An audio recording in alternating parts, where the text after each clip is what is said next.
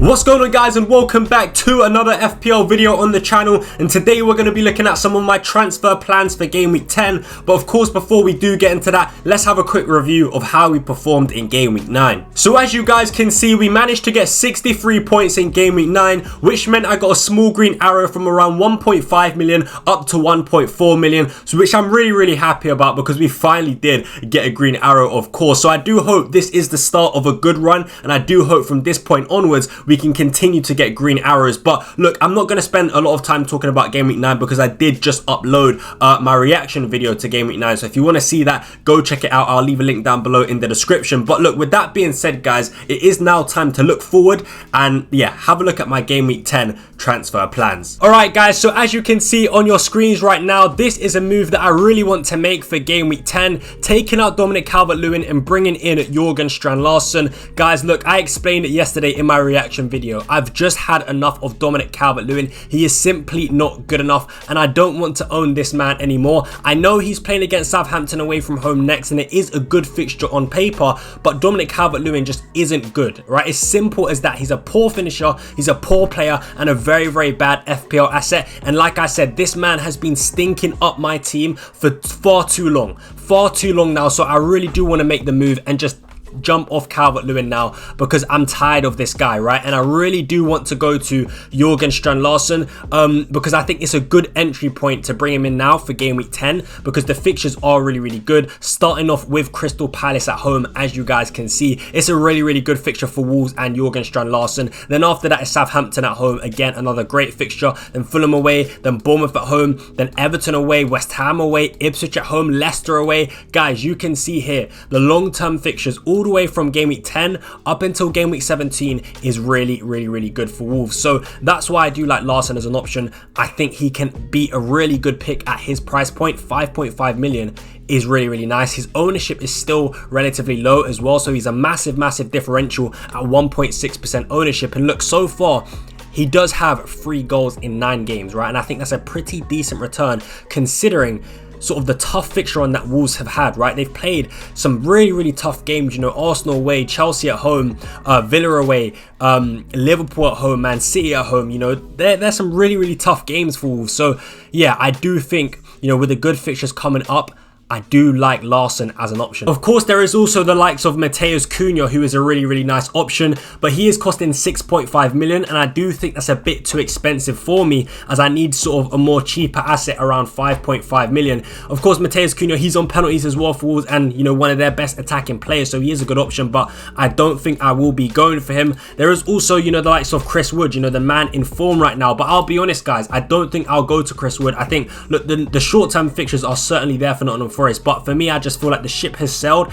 and the best time to bring in Chris Wood you know, was a few weeks ago, and you know, I feel like I've just missed sort of the best time to own Chris Wood, right? I've missed out. I don't really want to chase those points that I've already missed. And look, the short-term fixtures are good, but I want more of a long-term option, and I don't think Chris Wood provides that. Of course, West Ham at home, Newcastle at home, Ipswich at home is really good, but you know, Arsenal being in between that, and then Man City being after the Ipswich game, and then Man United as well with a new manager now that Erik ten Hag has been sacked. So I just don't like the long-term fixtures for Nottingham Forest, which is why I'll most likely be avoiding Chris Wood. There's of course Raul Jimenez as well. I think he's a fantastic option. I really liked him. He looked very sharp in the last game against Everton. But I've got Smith Rowe in my team, and I don't really want to double up. Again, the short-term fixtures are certainly there for Fulham, but again, I want more of a long-term option, and I don't preferably really want to be doubling up on the Fulham attack with Jimenez and Smith Rowe.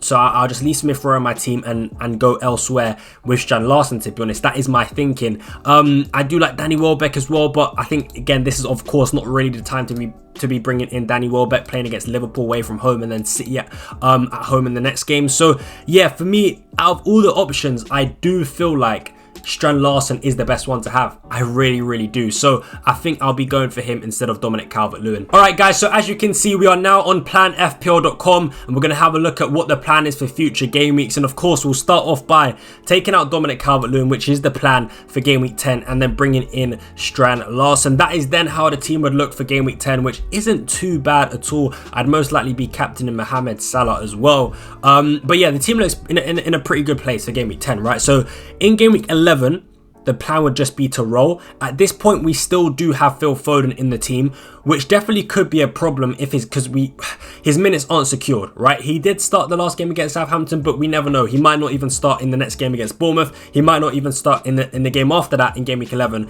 against Brighton, right? So I think the one problem with this team is Phil Foden, but my plan is to still, I think, just hold on to him for the 2 games against Bournemouth and Brighton, because he's still a massive differential, and I do believe there is still high potential with Phil Foden. And if I want to sort of gain an edge on everyone else, instead of moving to Palmer so early, I think I delay the move to Palmer until game week 12 and then sort of just play with Phil Foden for these 2 game weeks against Bournemouth and Brighton, and just basically hope that Phil Foden does start these 2 games, which I really do hope he does. But yeah, that is sort of how the team would then look in game week 11. Again, looks pretty solid. I really do like the way the team looks this week. You know, we got Solanke against Ipswich as well, which is pretty nice if I do say so myself. So yeah, that is sort of the plan. And then we'll move on to game week 12. So for game week 12, this is, of course, guys, right? This is the week. You guys can see this fixture here, Chelsea against Leicester.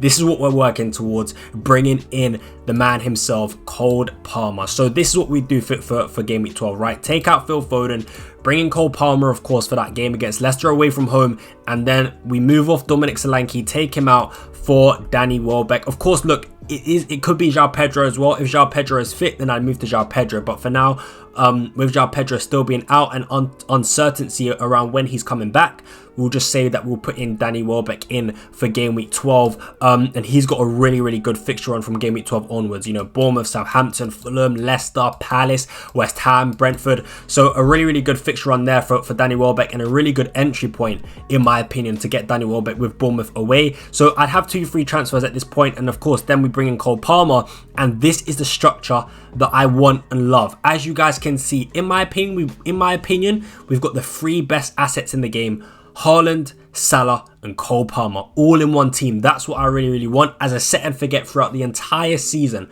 That is sort of my plan, and that's what I think I really do want to do. I just think I love all 3 options, man. I think maybe, yes, Mohamed Salah, because he's more expensive, he could be downgraded to, you know, a Bukayo Saka. But for now, I really do love Salah. I really do love Salah as an option. So that trio is sort of what I really want as to be the core of my team, because I don't feel like I've sacrificed a lot. I've still got 1 million in the bank. I've still got an Arsenal defender. I've still got a Liverpool defender. I've still got a Man City defender. I've then got sort of a cheaper sort of rotation going on with Aït-Nouri and Mykolenko, who I'll probably transfer him out in the near future. But then we still, you know, got Smith Rowe, got Strand Larsen and Buemo. We still have a really good team, in my opinion. So with 1 million in the bank, I actually feel like with Haaland, Salah and Palmer, I've not sacrificed a lot. So that's why I really do like this team. But look, that's sort of what I would do in game week 12.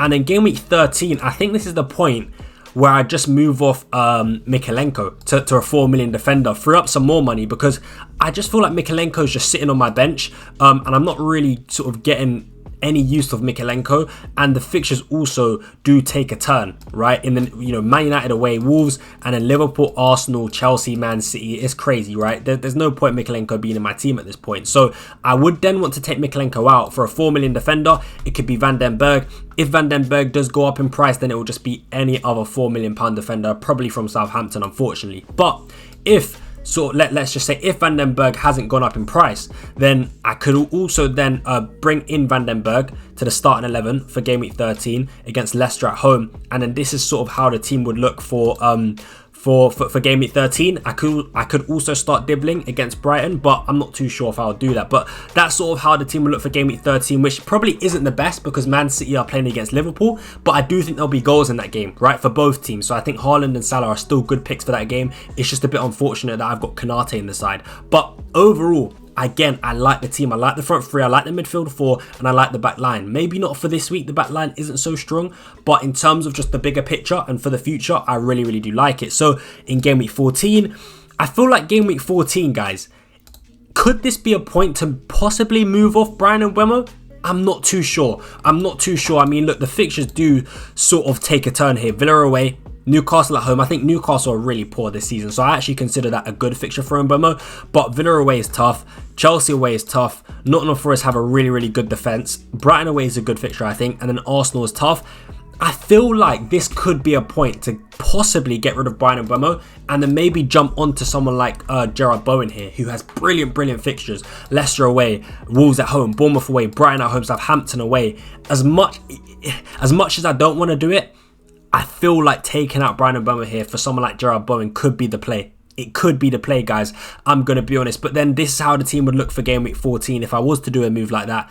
And again, I just absolutely love it. Smith Rowe against Brighton, Bowen against Leicester, Salah against Newcastle, Palmer against Southampton, Haaland against Forest, you know, Strand Larsen against Everton. Guys, I do like the core of this team. And I feel like from once I do that once I get Cole Palmer in this team and have Haaland, Salah and Palmer, I feel like I'm in a good position because I don't feel like I'm missing out on a lot. Like, I've still got an Arsenal defender. I've got 1.3 million in the bank. I still got a Liverpool defender. Of course, I don't have Trent, but I don't have Solanke. I don't have a Watkins. I don't have a Havertz. But I do feel like the cheaper forwards are actually providing such good value in this game. So I do love Welbeck or João Pedro. I do love Strand Larsen or Raul Jimenez. I think these are very viable options. So that's sort of the plan. That's what I'm leaning towards at the moment for the future game weeks to come. I'm not going to go on and on and on. But guys, I feel like we're in a decent place. And I feel like this is the turning point for me with my green arrow that I've got in the last game week. And moving forward with the transfers in mind, I do feel like we have something good going on here, and I like the position that I'm in. I like the structure of my team. So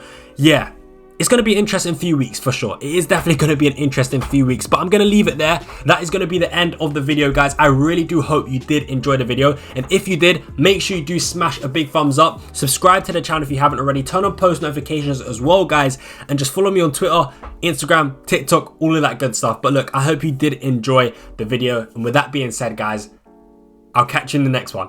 I'm out. Peace.